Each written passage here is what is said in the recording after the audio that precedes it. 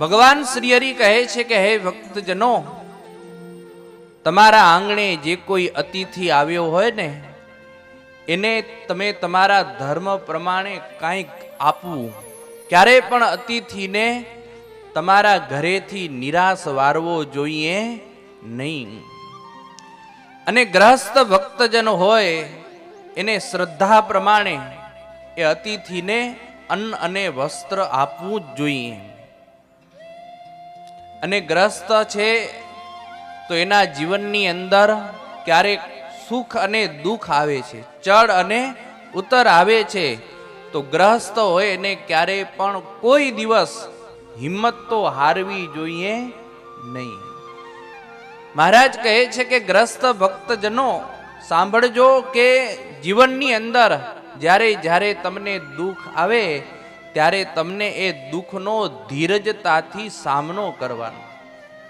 પ્રારબ્ધને અનુસારે દુઃખ તો જીવનની અંદર આવશે જ, પણ એ દુઃખને કાપવા માટે ધીરજ રૂપી કુહાડો છે ને એ બહુ મોટો કુહાડો છે. કારણ કે આગળની અંદર મોટા મોટા રાજાઓને દુઃખ પડ્યા છે ને ત્યારે સૌ કોઈ રાજાઓએ ધીરજ રાખી છે. ધીરજના કારણે એ બધાએ પાછા સુખને પામેલા છે. એટલે ક્યારે પણ જીવનની અંદર ગ્રહસ્થ હોય એને ધીરજતાનો ત્યાગ કરવાનો નથી. અને ગ્રહસ્થ હોય એને અવશ્યપણે સેવા પણ કરવી. લોભને વશ થઈને ક્યારેય ધન ભેગું કરવું નહીં. જો લોભને વશ થઈ અને ગ્રહસ્થ ધન ભેગું કરે તો મધમાખીની પેઠે બીજા છે એ લૂંટીને ખાઈ જાય છે. એટલે ગ્રસ્ત હોય એને અવશ્ય ભગવાને જે કાંઈ સંપત્તિ આપી હોય તો દાન પણ અવશ્ય કરવું. અને સારા સત્કર્મની અંદર ધનને વાપરવું. જો આજે તમે પણ તમારા પાસે જે કાંઈ સદલક્ષ્મી હતી એ સદલક્ષ્મીનો વ્યય કરવા માટે આજે આટલું મોટું વિશાળ કથાનું આયોજન તમારા ઘરના આંગણે કરેલું છે. આમાંથી હજારો ને લાખો ભક્તજનો આવશે અને એના ચરણની રજ આપણા ઉપર પડશે તો આપણે પણ કેવા થાશું? પવિત્ર થાશું. આવા સંત પુરુષના પ્રસંગ એક વ્યક્તિનો હોય પણ એ પ્રસંગની અંદર આવેલા સંત પુરુષના દર્શન હજારો મુમુક્ષુઓને જ્યારે થતા હોય છે ત્યારે એના મોક્ષના અંકુર છે એ ઉદય થાય છે.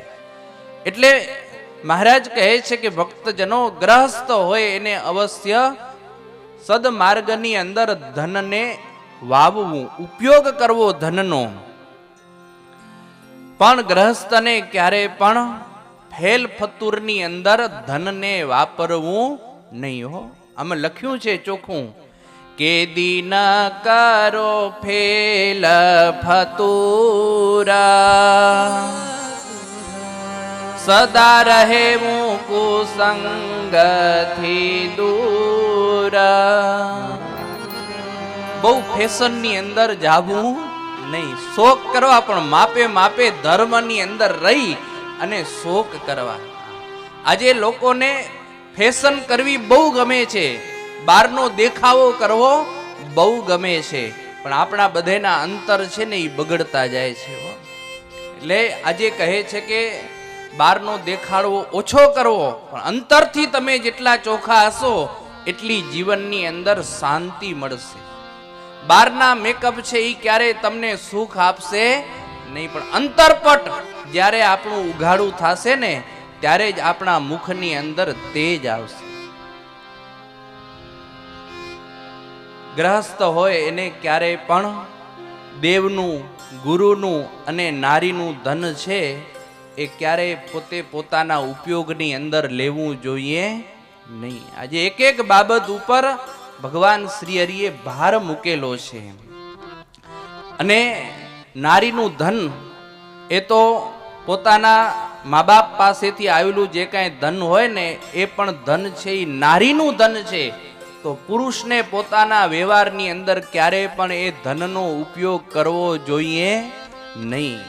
કારણ કે એ ધન છે એ ક્યારેક સ્ત્રીના જીવનની અંદર દુઃખ આવે ત્યારે એના માટે ઉપયોગી થાય.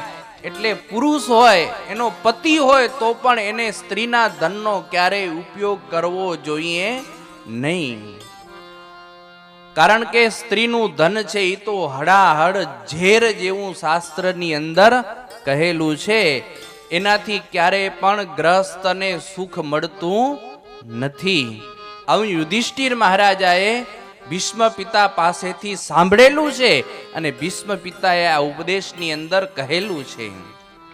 મહારાજ કહે છે કે ગ્રહસ્થ હોય એને ઘરની અંદર ચૂલો, ખાંડણીઓ, પાણીયારું, ઘંટી, સાવરણી આ 5 જગ્યાએ પાપ દરરોજ થતા હોય છે. તો એ પાપના નિવારણને માટે ગ્રહસ્થએ પોતે નીતિપૂર્વક કમાયેલું જે ધન હોય એમાંથી દેવનો ભાગ કાઢવો, 10મો કે 20મો.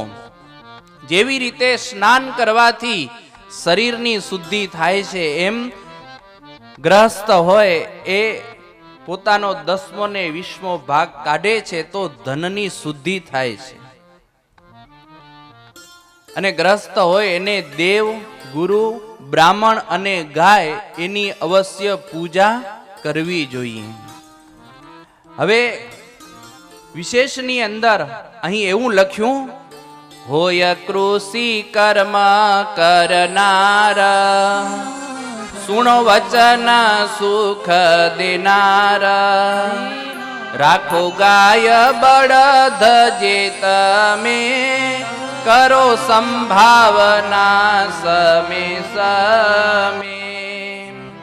પાણી પાવું ને નીરવું ઘાસ, બરાબર રાખી બરદાસ, ભૂખ્યા તરસ્યા ખેતીમાં જોડે, નહીં પાપ તેની તળો વાળે. ગ્રસ્ત હોય અને વાડીનું કામ, ખેતીનું કામ કરતા હોય અને પશુ રાખેલા હોય તો અવશ્યપણે પશુની સંભાવના કરવી, એને સમય ઉપર ઘાસચારો આપવો, એને પાણી પીવડાવવું. અને એમાં પણ જેના ઘરે દુબળો બળદ હોય તો એને બહુ મોટું દુઃખ આવે છે. એટલે દુબળો બળદ રાખવો એટલે કે તમે બધે બળદ કાઢી નાખ્યા ને, હવે તો ટ્રેક્ટર આવી ગયા. પણ આમાં શાસ્ત્રની અંદર લખેલું છે કે પશુને અવશ્યપણે પાળવા અને એની સંભાવના કરવી. અને એમાં બહુ મોટો ફાયદો છે. જુઓ, અત્યારે દુનિયાની અંદર જ્યાં જો ત્યાં બધી ભેળસેળ વાળી જ વસ્તુ મળે છે ને. એક ઇલેક્ટ્રિક વાળા ઈ શુદ્ધ માલ આપે, એમાં આંગળી કરાય. અને ભક્તજનો જીવનની અંદર શુદ્ધતા જો જોઈતી હશે તો આપણે જાતે જ કમર કસવી પડશે. બજારમાંથી જે કંઈ આપણે વેચાતું લઈએ એનો વિશ્વાસ આવે નહીં. એટલે આપણે પોતે મજબૂત થવું હશે, આપણા વિચારોને શુદ્ધ રાખવા હશે તો આપણે જેટલું ઘરનો ઉપયોગ કરશું એટલું આપણે સારું રહેશે. એનાથી શરીરની અંદર પણ શુદ્ધતા રહેશે, શરીર પણ પુષ્ટ બનશે અને આપણા વિચારો પણ ઉત્તમ આવશે. બજારની અંદર દૂધ લેવા જાવ તો ભેળસેળ વાળું હોય ને, ઘી તો ચોખ્ખું મળે જ નહીં. દૂધ ને ઘી ચોખ્ખું જોઈતું હોય તો શું કરવું પડે? પશુને અવશ્યપણે પાળવા જ પડે. તો તમને બધું સુખ મળે. અને જે ગ્રહસ્થના ઘરે ગાય જેવું પવિત્ર પશુ રહેલું હોય છે, ગાય તો ગ્રહસ્થને માટે માં સમાન કહેલી છે. તો જે ગ્રહસ્થના ઘરે ગાય રહેલી હોય છે ને તો એને ક્યારેય રોગ પણ થતા નથી. ગાયના છાણની અંદર અને મૂત્રની અંદર પણ બહુ મોટી શક્તિ ને તાકાત સમાયેલી છે. આજે ઓર્ગેનાઇઝ ખેતી એનો ભાવ વધારે હોય, કરવા જેવી ખરી. પણ આપણે એમ થાય કે રૂપિયા વધારે મળે એટલે યુરિયા ખાતર નાખી અને આપણે ખેતી કરીએ. પણ શુદ્ધતા, સાત્વિકતા જેટલી જોઈતી હશે તો ગ્રહસ્થ હોય એને પશુનું પાલન અવશ્ય કરવું જ પડશે. અને જુઓ, આગળની અંદર તો બળદ હતા એટલે આમાં લખેલું છે કે બળદ છે એને ક્યારેય ભૂખ તરસ વેઠવી જોઈએ નહીં. જે ગ્રહસ્થના ઘરે બળદ ભૂખ્યો હોય અને એને ગ્રહસ્થ ખેડની અંદર ખેડે છે ત્યારે બળદના આંખમાંથી જેટલા આંસુ પડે અને પૃથ્વી ઉપર પડે અને પૃથ્વીની રજકણ જેટલી ભીંજાય એટલા વર્ષ એ ગ્રહસ્થને નરકની અંદર યમના દૂતો દુઃખ દે છે લ્યો. એટલે અવશ્યપણે ગ્રહસ્થ હોય એને પશુનું પાલન કરવું જ જોઈએ, અને ગ્રહસ્થ હોય એને અવશ્યપણે સંત પુરુષની અંદર હેત પણ રાખવું. મહારાજ કહે છે કે ગ્રસ્તાશ્રમ છે એ સર્વ કરતા શ્રેષ્ઠ આશ્રમ છે, કારણ કે એનાથી બીજા 3 આશ્રમનું ભરણ પોષણ થાય છે. એટલે ગ્રસ્તાશ્રમ છે ને એ તો કહેવાય કે પાયાનો પથ્થર કહેવાય, અને પાયાના પથ્થરને જેટલો વજન સહન કરવો પડે એટલો બીજાને સહન કરવો પડે નહીં. એટલે ગ્રસ્તના જીવનની અંદર ઘણા બધા દુઃખ આવે, એ બધાએ દુઃખ સહન કરે અને ગ્રસ્ત પોતાના ધર્મની અંદર રહે તો ગ્રસ્તાશ્રમ જેવો કોઈ શ્રેષ્ઠ આશ્રમ નથી. એટલે મહારાજ કહે છે કે હે ભક્તજનો, તમે તમારા ધર્મનું પાલન કરજો. ત્યાર પછી મહારાજ સ્ત્રી ભક્તો માટે એવું કહે છે કે એણે 3 દિવસ અવશ્યપણે પોતાના રજસ્વલા ધર્મનું પાલન કરી અને ચોથે દિવસે નાઈ ધોઈને શુદ્ધ થવું. અને બહેન હોય એને અવશ્યપણે જળગાડો ને લોટ ને ચાડો, સીધું સામગ્રી નિત્ય સંભાળો, ખાટું મોડું જુઓ નહીં ચાખો, એઠું કરીને પાછું ન નાખો, રાંધો રસોઈ રૂડી રસાડ, પહેલા ધરો ઠાકોરજીને થાળ, પછી પતિ પુત્ર પરિવાર તેને પીરસવું કરી પ્યાર. કેમ થાય તમારા ઘરે બધેના? બહેન ભક્તજનો હોય એને અવશ્યપણે ઘરની અંદર સીધા સામગ્રીની ચકાસણી કરવી. જો ચકાસણી ન કરે તો એ ધાન્યની અંદર ક્યારેક જીવડા પડી જાય તો હિંસા રૂપી મોટો દોષ લાગે.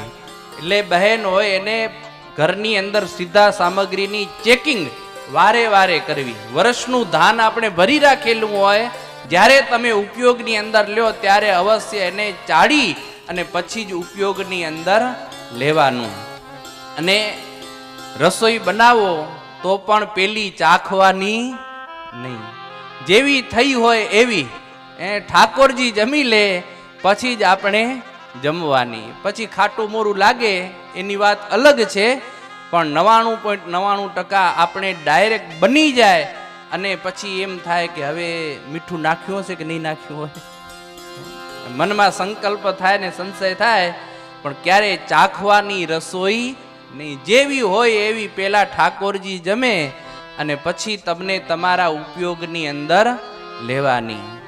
વિધવા બહેનોના પણ ધર્મ કહેલા છે કે એને પણ એના પતિ નથી તો એના પરિવારની આજ્ઞાની અંદર રહેવું, ભગવાનને પતિ માની અને ખૂબ ભગવાનનું ભજન કરવું.